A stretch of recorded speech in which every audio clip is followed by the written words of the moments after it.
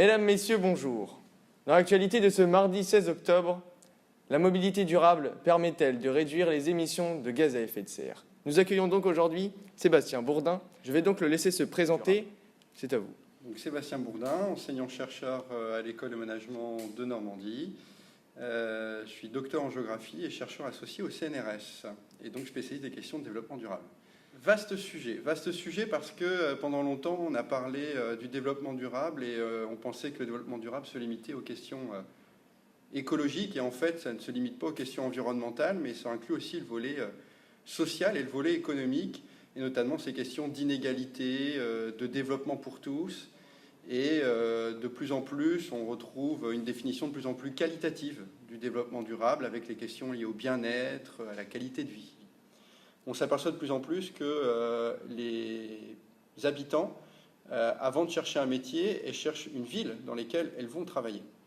Et donc, la qualité de vie joue un rôle vraiment, vraiment important. Et donc, pour répondre à votre question, à mon sens, derrière bien-être et qualité de vie, il y a la question de la mobilité, des transports durables, de la nature en ville, des services qui sont proposés aux citoyens. Et aujourd'hui, pour résoudre ce problème de la pollution, les villes mettent en place de plus en plus ce qu'on appelle des transports, si possible durables, de façon à faire sortir la voiture de la ville, et rendre les villes piétonnières et le plus accessible possible. Donc le tramway est bien évidemment une des solutions et probablement la plus efficace. Nous remercions donc Sébastien Bourdin pour ces informations.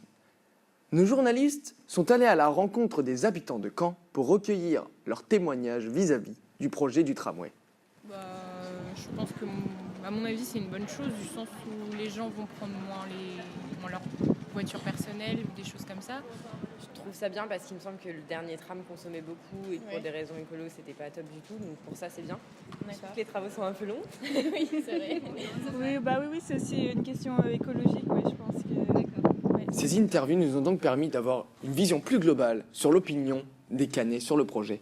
Nous accueillons donc Monsieur Nasri qui pourra nous donner quelques informations sur le projet. Monsieur Nasri, comment le projet sera-t-il financé? Le futur tramway va bénéficier de subventions de l'État et du département.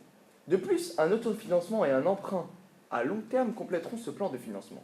Le projet atteindra donc un montant de 245 millions d'euros. Et en quoi le tramway sera plus bénéfique aux habitants? Ce projet permettra le déplacement de la communauté urbaine. En effet, il va desservir plus de 74 000 habitants et va faciliter l'accès aux principaux services, commerces et équipements. Comment ce projet pourrait-il répondre à la définition même de mobilité durable, qui, on le rappelle, correspond au fait de mettre en place des moyens de transport qui seraient moins nuisibles à l'environnement? Ce projet répondra aux grands enjeux du développement durable, avec la réduction des émissions de gaz à effet de serre. De plus, il va permettre de réduire l'utilisation de la voiture, ce qui va donc en plus diminuer le trafic urbain. Ainsi, avec l'exemple de Caen, le tramway permettra de faciliter le déplacement des citoyens et la circulation sera beaucoup plus fluide et plus saine et pourra permettre de respecter l'environnement. De plus, le bien-être global des populations sera amélioré.